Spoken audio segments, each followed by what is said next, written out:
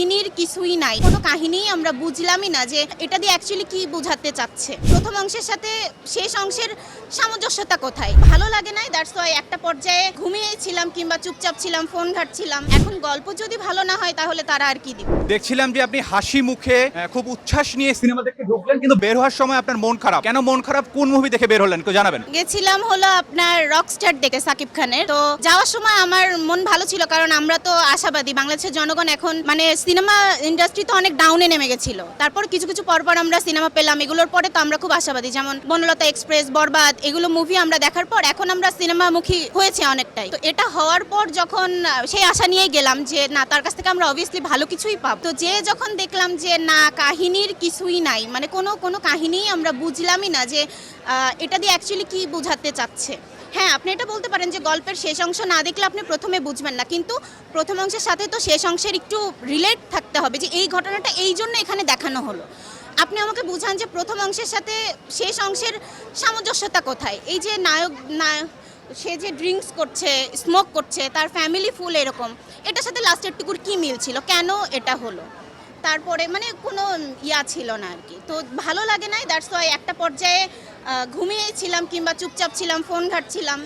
তারপরে একটা পর্যায়ে যখন শেষ হলো বের হয়ে আসা।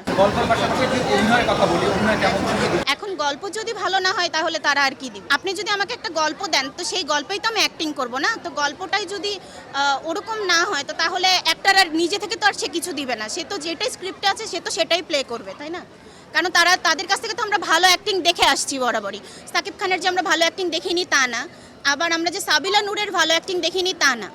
এই যে যেমন আপনার বনলতা এক্সপ্রেসে সাবিলা নূর অ্যাক্টিং করেছে, চিত্রা ক্যারেক্টারটা, তো ওখানে তো সবার উনি প্রশংসা পেয়েছে।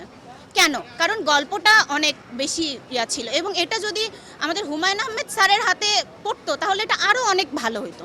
তো সেরকমভাবে ডিরেক্টর এবং অ্যাক্টর, তারপরে যে স্ক্রিপ্ট রাইটার, এগুলোর উপর অনেক কিছু ডিপেন্ড করে।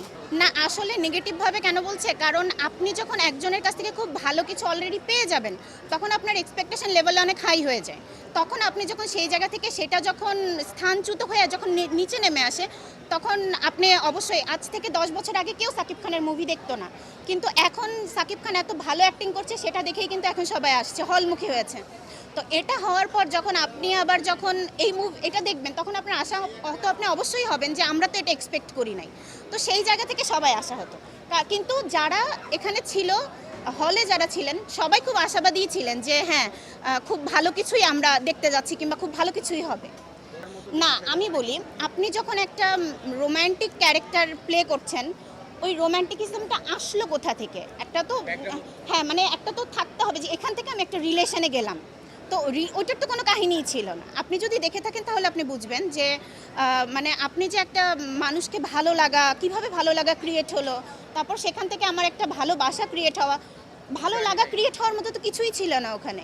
আমি আশাহত, মানে গল্প ছিল না এটা। মানে আপনি যখন একটা সিনেমা দেখবেন তখন আপনি গল্প খুঁজবেন, আপনি থ্রিলিং খুঁজবেন, আপনি কিছু শিক্ষণীয় জিনিস খুঁজতে যাবেন যে আলটিমেটলি কী জানলাম, কী শিখলাম, এরকম তো কিছু না কিছু একটু তো থাকবে, একটু শর্ট মেসেজ। তো আশাহত, ভবিষ্যতে ভালো দেখতে চাই, এটাই।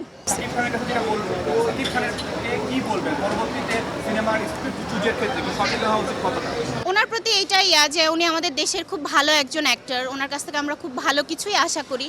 ভবিষ্যতে আশা করব উনি খুব দেখে শুনে বুঝে যেন উনি প্রত্যেকটা মুভি হাতে নেন এবং আমাদেরকে যেন ভালো কিছু উপহার দেন।